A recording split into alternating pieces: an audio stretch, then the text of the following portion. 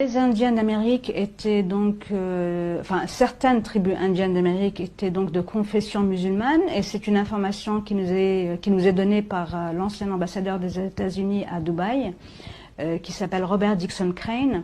Il a écrit un article en 2004 dans lequel il souligne donc cette appartenance à la communauté musulmane des Indiens Cherokees. Il souligne également le fait que les Indiens étaient emprisonnés lorsqu'ils étaient vus en train de faire la prière à la manière des musulmans.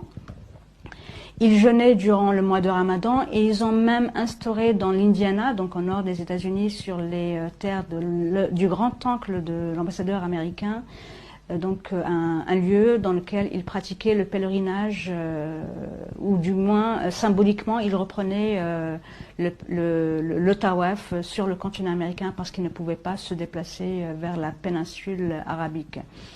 Par ailleurs, durant les années 1830, le gouvernement américain a décidé de déporter les Indiens Cherokees vers le Midwest depuis l'est des États-Unis en plein hiver. Donc les Indiens Cherokees ont compris qu'ils allaient être mis à mort, probablement du fait de leur appartenance à la communauté musulmane.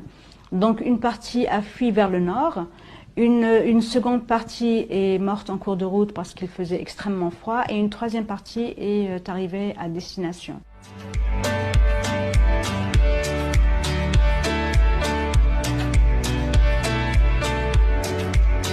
Donc la question que pourrait se poser le lecteur aujourd'hui, c'est comment se fait-il que nous n'ayons pas eu accès à ces données extrêmement importantes pour le patrimoine historique de l'humanité?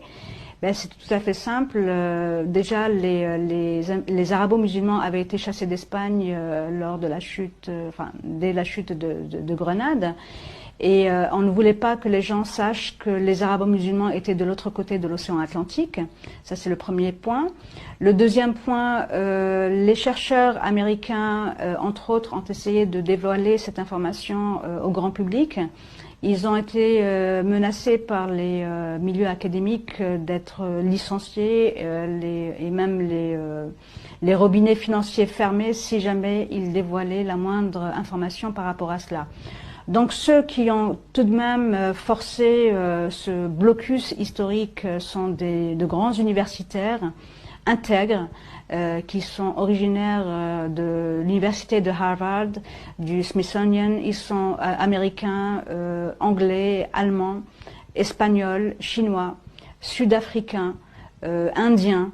Ils sont vraiment de différentes origines. Mais en ce qui concerne les Américains, il y avait Cyrus Gordon, qui était un savant, linguiste et spécialiste d'archéologie.